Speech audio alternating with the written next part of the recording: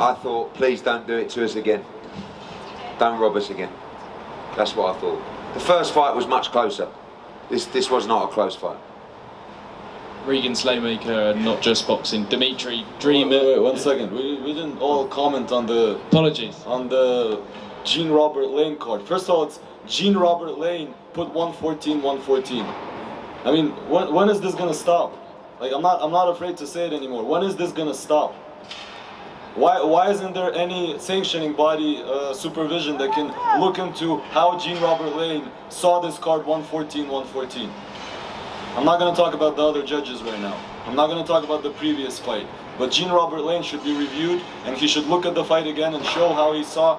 I looked at the CompuBox numbers. 31% Dmitry Bivol landed punches, 17% Beterbiev. Jean Robert Lane, what are you watching? What's going on? I mean, how does he explain this? I don't want to say the word right now, but how does he explain this? Frank, any thoughts on the scorecard? I reiterate what Vadim says. Crazy scorecard. Dmitry Bivol won the first time round, didn't get the result. Tonight, he deserved that result. The 114 was crazy, but the right man won. So we need change in the sport, obviously, but the right man won, and that's the key for tonight, obviously. Dmitry, dream achieved, undisputed. I mean, put that into words for me. Something that you've been waiting for a long, long time.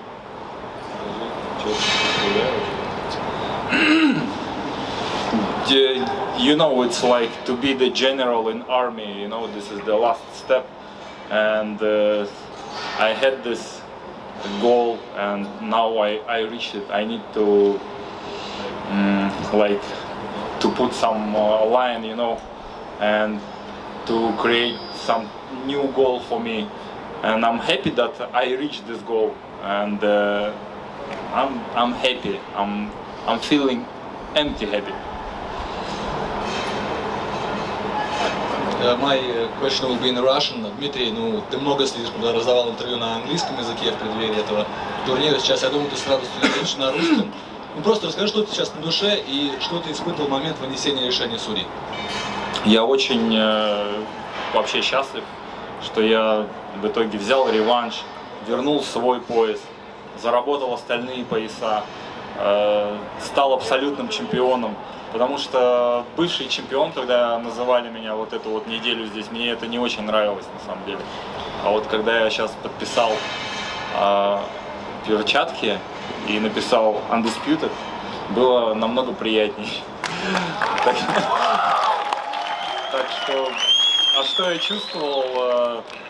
Я чувствовал, что я выиграл. Когда услышал, что ничья, я подумал, тут уже от нас ничего не зависит, как бы. Слава Богу, что я в итоге выиграл. Dmitry, FightHot.com here, mate. First of all, congratulations, mate.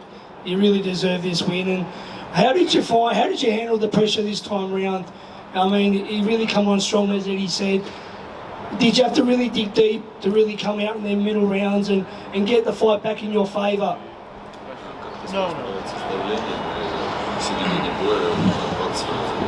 You know, I think this is about to be a professional boxer, to be a pro in your what you are doing, because sometimes you could be distracted with something. But a real pro, he will follow his plan, you know, doesn't matter what, some issues, but he's still following, and he's reaching his goal. And I like that I prove myself that I'm a really pro fighter.